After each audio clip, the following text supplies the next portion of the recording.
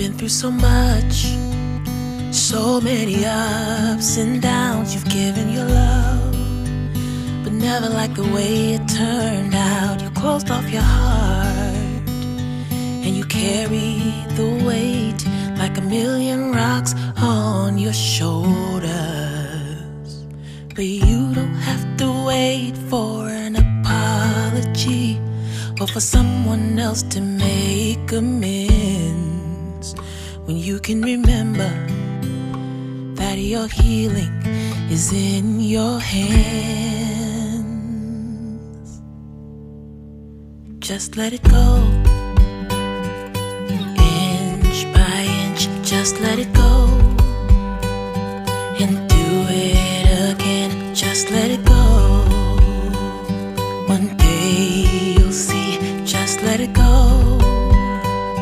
You've set yourself free. You've been used, you've been abused. Someone came along who didn't value you. You carried the weight of your heart like a million rocks on your shoulders. But life isn't meant to be perfect, and we won't always win. But can you remember that your healing is in your hands? Just let it go, inch by inch. Just let it go and do it again. Just let it go. One day you'll see. Just let it go. You've set yourself free.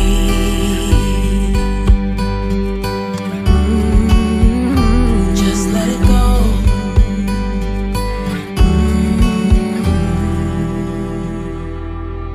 You gave it your all. You put your blinders on when you looked around.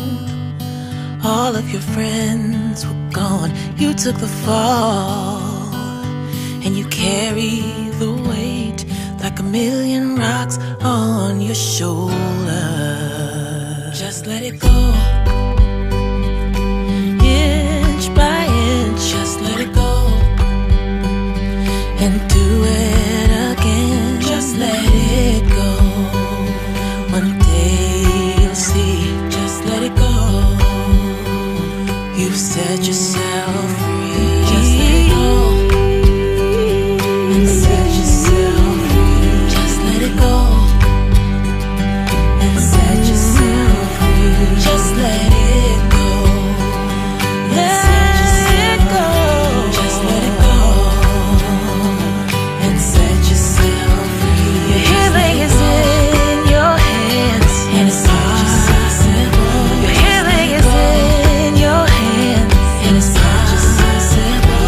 Your healing is in your hands, and it's possible. Your healing is in your hands. Now set yourself free.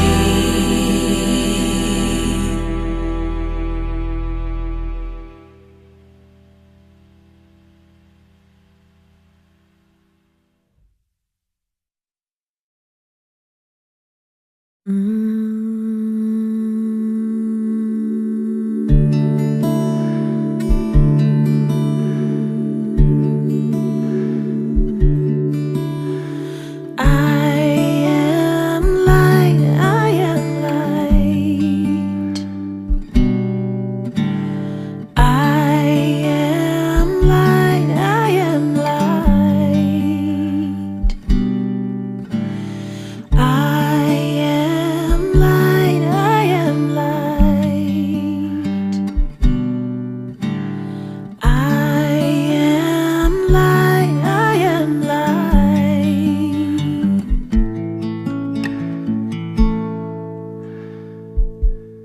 I am not the things my family did. I am not the voices in my head. I am not the pieces of the brokenness inside. I am light.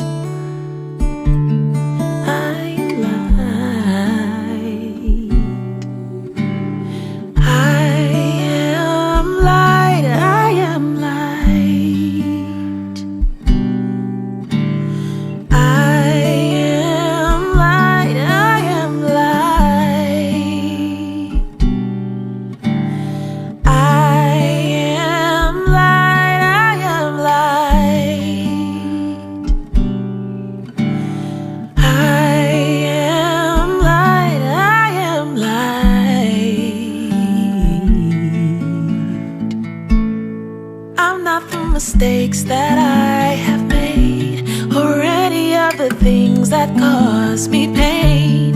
I am not the pieces of the dream I left behind. I am light. I am light.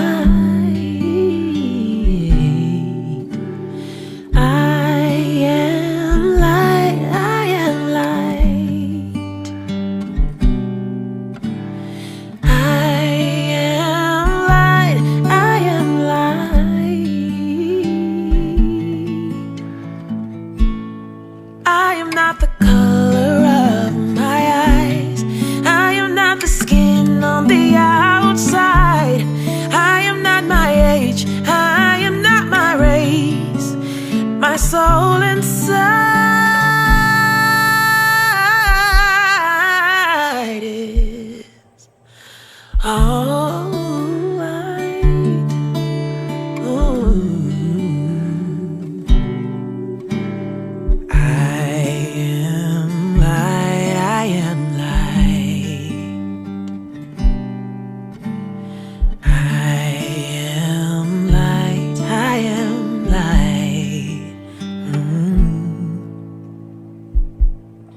I am divinity defined. I am the God on the inside. I am a star, a piece of it all. I am light.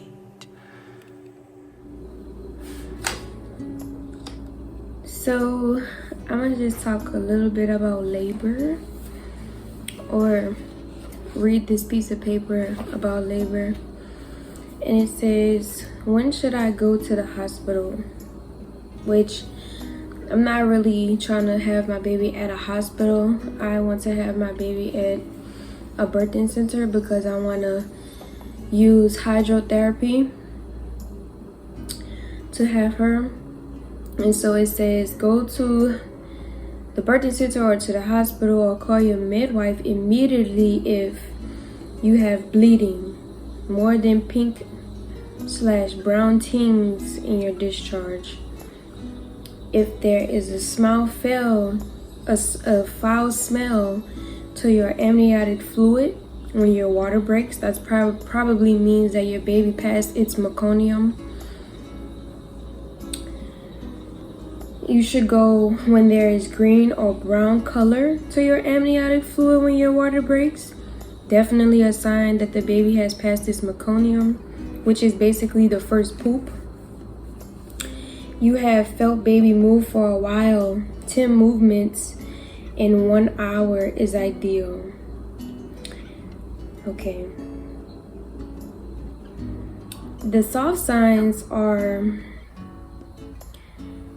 baby drops, loss of mucus plug, nesting, restlessness, irritability, nausea, diarrhea, cervix softens and opens, cramping, and lower back ache. This is labor is imminent. And the hard signs for true labor signs is your water breaks. Very uncommon. Water generally releases later in the labor process. But if so, this is a hard sign that you're in labor. Strong, regular contractions getting closer together, longer and closer, or strong, regular contractions getting stronger, longer, and closer together. Bloody show, which is a pink tinged mucus as the cervix begins to open. How to time contractions, and then there's like a little graph. Contraction, you time the duration of the contraction, or how long a contraction lasts. And then you also time from the beginning of that first contraction how long it takes for the next one to come. So up until that first contraction, all the way until even in the break or the valley point of when the contraction subsides, all the way up to the next one should be documented, and the duration from the beginning of the first contraction to the end. So that way you know how long the contractions last and how long they are apart. And each contraction should be the duration of each contraction, which how long one contraction lasts, should be up to 30 seconds, 30 to even 60 seconds, depending on how far along you are in the pregnancy or in the labor process. And the frequency of every contraction is about 4 to 5 minutes. So remember 411, 4 minutes apart, lasting 1 minute, consistently for 1 hour. That is how you know that you are in labor. Amazing. When to call your doula. Don't forget to talk to your doula about how they would like to be updated to make sure that your doula can arrive in a timely manner. Here are a few things to keep in mind. That's funny because when I feel something, I tell my doula, I let my doula know because I want her to know what's going on with me. It say keep your doula up to date on how you're feeling, and if you notice any changes, contact your doula. Contact your doula at the first signs of labor: bloody show, loss of mucus plug, contractions, i.e. cramping, and or water breaking. Contact your doula when contractions get into a pattern of 7 minutes apart, lasting 1 minute, consistently for 1 hour. Be aware of weather conditions and do your best to contact your doula with enough time for them to arrive given those conditions. Communicate with your doula and other support people is important to ensure everyone is able to arrive and support you when you need them. Now, I was a little bit hesitant about these cervical checks because when I was pregnant with Eliana, it was very uncomfortable and I didn't really like it. And so this is just like basically a overdrop of what a cervical exam is. And so a cervical exam is an internal vaginal exam of your cervix, the bottom of the womb between vagina and the baby. Reasons to do an exam: did we go to the place of birth too early? They can tell about how much you've dilated or something, to see how further along you are in the labor process, and if you're too early or not at the facility or not. Do we need to consider speeding labor along? Yeah, because sometimes the baby might be ready to come, but you're not dilated as much as you need to be for the baby to come. So then they might consider dilation or induction. They'll induce your labor, basically. Do we need more information about baby's position? Yeah, so they can check your cervix to see the position of the baby. Is there any cervix left before we start pushing? Yeah, so if you're not 100% effaced during the time it's supposed to push, that is when a cervical exam should be inspected to see if you've effaced enough to push the baby out. So other precautions can be taken if you're not. Should I consider pain medication, or am I close enough to having my baby? So yeah, they'll check your cervix to see how close you are to pushing the baby out. Can you tell if my pushes are bringing baby's head down? So yeah, they'll also check your cervix to see if the surges of each contraction that you're having is actually pushing the baby downward and outward into the world. What an exam can show. dilation, which is how open, effacement, which is how thin the cervix gets before pushing the baby out, consistency, if the cervix is soft or is it hard, the position of the cervix, if it's forward or backwards, that actually matters. Position of the baby, are they turned facing your front or your back? So when the baby is facing your front, if the baby's spine is facing your belly button, then that means that the smaller part of their head is going to come out of your cervix first, which is good. But if the baby's spine is facing your spine, then that means the biggest part of the baby's head is gonna come out your cervix first, which is more painful and more complicated. So we're gonna hope for baby girl's back to be facing my belly button, so that the smaller part of her head can come out of my cervix first. Baby's station, so how high or low presenting the part of the baby. If the bag of the water is intact, that's crazy. Sometimes they can tell from cervical exams if your water has broken or not.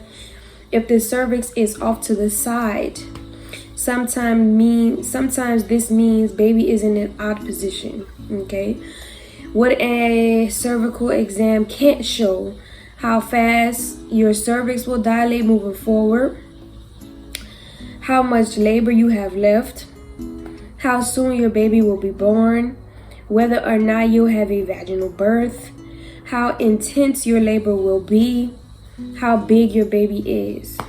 Makes sense. So provider questions, some of the provider questions would be, how often do you prefer to check my cervix in pregnancy? For me personally, I don't want nobody checking my cervix until I am well into active labor, because that's just really uncomfortable. And your body's gonna do what it's gonna do, regardless.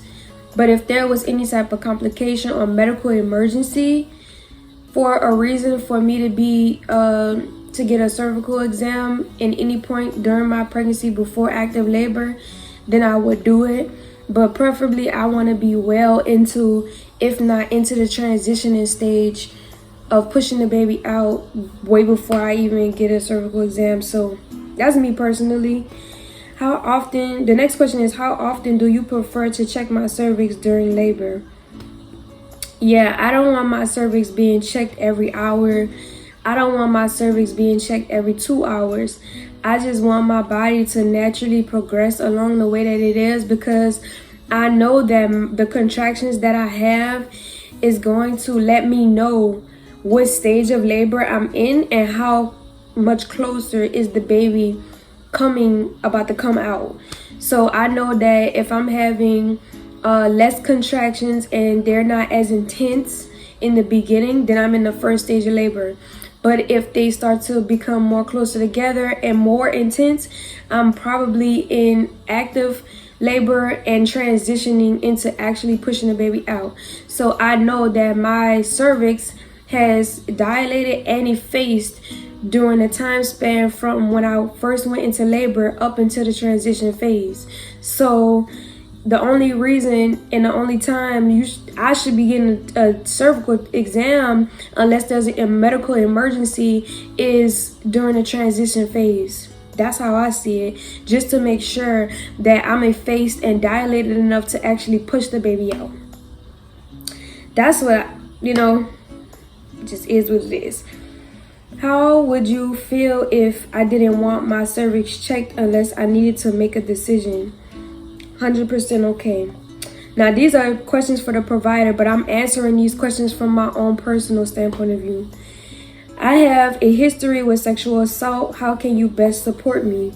Yeah, because when I really want to go with a midwife rather than an OB, because the OB, they'll stick their fingers in you. They'll do all of this crazy stuff. And for me personally, After like everything that I've been through, especially this pregnancy, my body has really I don't know, like I just feel indifferent about people putting stuff inside of me. Like even when it comes to sex, I'm just like it's something that I'm still healing from. So like I don't know, I just don't. That's a part of the reason why I don't want cervical exams, because it's uncomfortable, number one, and number two, I'ma just feel even more uncomfortable if it's a man. Like I would probably rather it be a woman, but even then it's just still like a stranger just in your vagina. Like just let it do what it's doing, let me do what I'm doing, and I'll alert you if I feel like I am in excruciating pain or whatever the case may be. But I'm not calling pain over my life. I'm not declaring pain over my life. I'm declaring an orgasmic birth, a very smooth birth. That's the kind of birth experience that I want to have and that I'm thriving to have. If anything changes, then I'm not opposed to making decisions, and that's why I have a doula, so that she can help me make decisions. But other than that, like I'm pretty confident that I'll be able to withstand the pressure that comes with the baby coming out. So we're gonna see. And so the tips for your partner, which both of my, it's funny, and I'll go into deeper detail, the pregnancy with Eliana versus now, but I won't have a necessarily partner present with me. It's only gonna be my doula, which is my birthing partner, so hold their hand if they want, encourage them, especially if they're not as far along as they'd like. Remind them that all is temporary. So yeah, that's another reason why I got a doula. But to go into detail about my emotions about this pregnancy, and stuff that I deal with on a day-to-day basis, being pregnant again after an abusive relationship and not having the father be here for this child either. Honestly, overall, I can say that I have come to terms with it. I have come to terms with taking care of myself and taking care of my kids, that I'm used to that. So having somebody be there for me and relying on somebody to do things for me and take care of me is like, something, you can't miss something that you never had. So and somebody just giving you things and giving you money and giving you stuff, but using it for manipulative tactics, or to use you, to hurt you, to control you, to get you to do what they want you to do, is not properly being taken care of. So I never had somebody in my life to genuinely be there for me, spiritually, emotionally, mentally, in an aspect of a romantic partner, to help me go through stuff like this. So I'm pretty neutral about the whole situation. At first, in the beginning, I would say that I was distraught. Like I really didn't want to have another baby without the father being there. Neither did I want to be pregnant by another man. But things happen, and I have to find the reason in it all and understand that what plan that God has for me, that is what I have to embrace. That is what I have to keep, striving forward, because some things happen to us in our life that God will let happen that will test us. And not to say that he wants me to be with multiple men, but at the end of the day, the world that we live in is very torn apart, and somebody has to go through things to be able to relate with the world, so that we can start moving in progression through an example, of a person, a place, or whatever. So I do feel like I am a big example out there for a lot of women who are going through what I'm going through, and that's why I continue to share my life. That's why I'm continuing to share my birthing experience with you guys, because I know that there are women out there who need that support just like I do. And some of them can't afford doulas. Neither could I afford a doula, but it was a gift. And You know, some women are homeless. Some women don't have certain things to get through the mental trauma and the mental emotion of what they're going through pregnancy. And some women have support and they're just afraid. They just don't know if they can cope with labor. They don't know if they can cope with the pain. And so that I would personally say along the way, I've had to build my confidence because of the traumatic experience with Eliana. I've had to build myself to really, you know, get to a point where I'm comfortable with my pregnancy, comfortable with what's about to happen to me, on top of having 2 kids that I'm going to be solely responsible for. And it is not something that's beating me up at this point, because I love my kids very much. I love myself a lot. You know, I know people vaguely throw that out there, like self-love, love yourself, do this, do that, but I can feel that I genuinely want the best for myself, and I'm taking and making strides to do everything possible to get myself to where I need to be. Now, when you want to talk about more in the little details and the nooks and crannies of my emotions and how I feel, I get very emotional. I'm very emotional. I might cry. I might, you know, just vent and talk about the things that I went through, because that's my way of healing. That's my way of getting it out. That's my way of expressing my hurt and my pain and all the things that I've been through. And I'm like, when I vent it out, when I cry it out, when I talk it out, I'm able to release those negative thoughts and those demeaning thoughts that I have about my circumstances, and I begin to replace it with good things like, well, if it wasn't for me getting pregnant, I wouldn't be where I'm at right now. If it wasn't for me getting pregnant, I wouldn't have the maturity that I have right now. If it wasn't for me getting pregnant, I wouldn't have looked at certain aspects the way that I look at those aspects in my life right now. So I try to take everything, you know, like as a learning lesson, you know, and look at the fact of why it happened to me and what do I need to change about myself to make it better, make my circumstances better, rather than wallowing in my own pain and my own shame and my own guilt or whatever it is that I have. You know, I'm not a person is like, I don't stick myself with regret. I don't stick myself with pain. I'm not, you know, I don't resonate with those feelings and those emotions, because at the end of the day, I know that I don't do anything wrong. I might make wrong decisions according to myself and how I want to be treated, and lowering my standards and being with people and being around people and giving people the benefit of the doubt that I shouldn't. But at the end of the day, I don't necessarily do anything wrong to them that's harmful, that takes from them, that, you know, just depletes their energy and, you know, is wishing death upon them. You know, everybody's life that I walk into, I inject love. I inject, you know, positivity. Like, I inject solutions. Like, if you want to talk about it, let's talk about it. You know, I can become a very good communicator, but once someone is not being receptive and yielding to my energy, that's when I have to step back, you know. And I'm learning my boundaries. I'm learning the things that I have to do for myself and my children especially. So there's a lot of maturity, you know, that's developing through these pregnancies that I'm having, and I'm grateful for it. What makes this pregnancy different from Eliana is the fact that this pregnancy is 100% more healthier than the pregnancy with Eliana. And Eliana came out healthy. Like, she came out 6.9 pounds, almost 7 pounds. She was very chunky. She was, you know, she was strong. You know, she had a good cry. She was developing at an early age. You know, she was progressing really well. The only thing was that I was malnutritious. I was 116 pounds when I had Eliana. Then after I had her, I dropped all the way down to 98 pounds because of mental abuse and physical abuse and spiritual abuse and emotional abuse.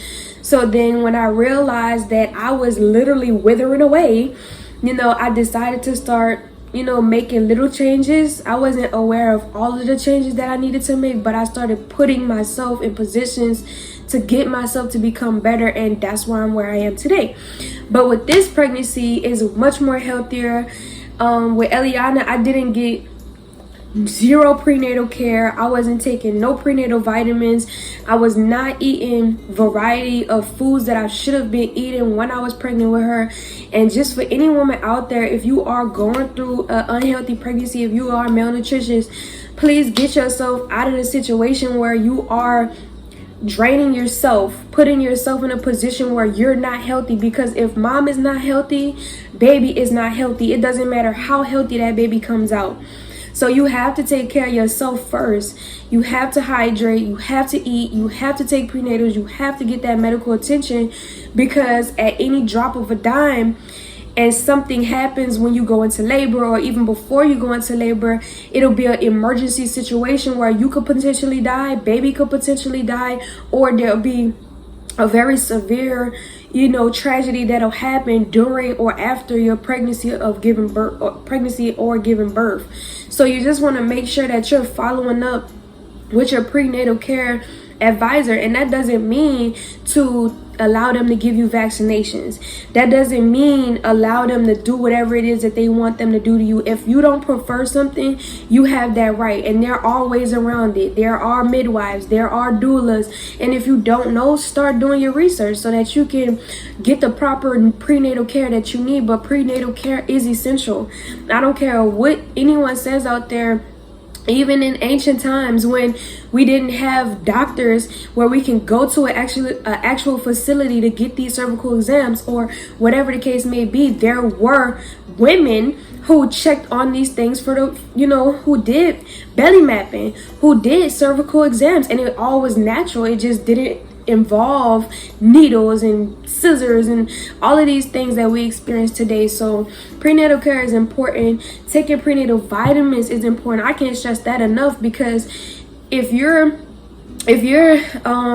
have a certain diet, whether that be a regular diet where you're just eating a whole bunch of poison, you're going to be malnutritious in some type of way. If you're vegan, you're going to be malnutritious in some type of way. If whatever diet that you have to make sure that you're putting in those vitamins that you're not getting from the diet.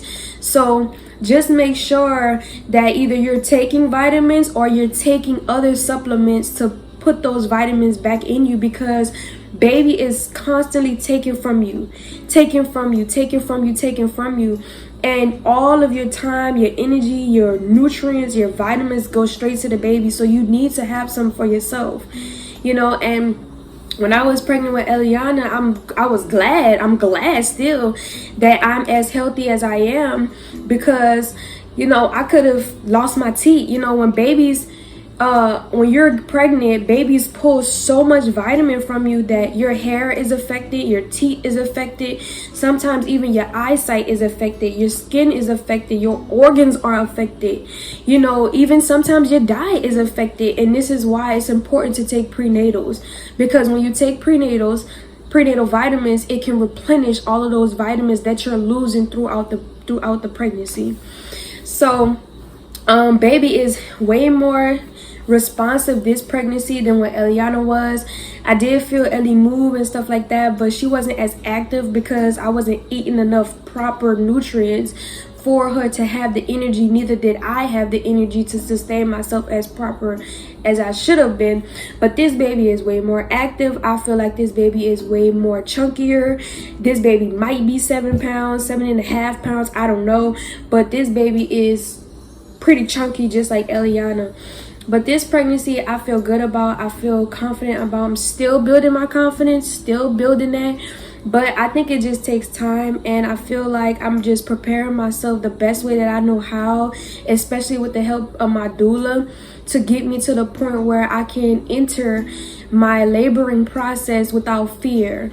Fear that's gonna overcome me so much that I have to, submit to the pain, or rather than me feeling like I can conquer it. And so this pregnancy has helped me heal in ways from my first pregnancy that I never thought was possible. A lot of people say, like, how can you heal like during pregnancy? Well, your womb, when your womb is filled with life, you are forced to change in ways that you couldn't if you wasn't pregnant with life. So I literally And I'm taking my time to heal those traumatic experiences with Eliana, healing those things that I went through mentally and physically and energetically and spiritually. I'm taking my time to unravel all of those layers during this pregnancy so that when baby comes out, I'll have a more healthier vision of how I want to take care of her. I don't want my past experiences to hinder the bond that I have with this baby, the time that I spend with this baby, and neither do I want to neglect Eliana in the process. So I'm juggling all of my new experience right now and simultaneously healing from all of the stuff that I went through in the past through the help of this pregnancy to get me to realize the aspects within myself that I need to overcome, that I need to heal, that I need to transform in order to have a healthy, happy life with both of my children. And I love my kids so much that I will go through anything to be able to be there for them. The last thing that I want my children to look at me and say is like, oh, mommy was very sad and mommy was depressed and all of this and all of that. I want my children to look at me and say, my mom was happy. And even when my mom was crying, she was still happy. She still picked herself up. She still was laughing. She still was able to be there for me. She still was able to implement me in ways that now I feel loved because she did that for me. And so with that being an overdraft of some of how I feel and my self-expression about my pregnancy versus my last one, I'm pretty happy with where I am in life right now. A lot of people might not be, but it really doesn't matter about what other people think of you. It doesn't matter about what other people say of you. You have to love yourself. You have to look in the mirror every day and be comfortable with the person you see. You have to wake up every day and be happy with the skin you're in. You are not your mistakes. You are not your flaws. And you are not what no one else does. You are what you do.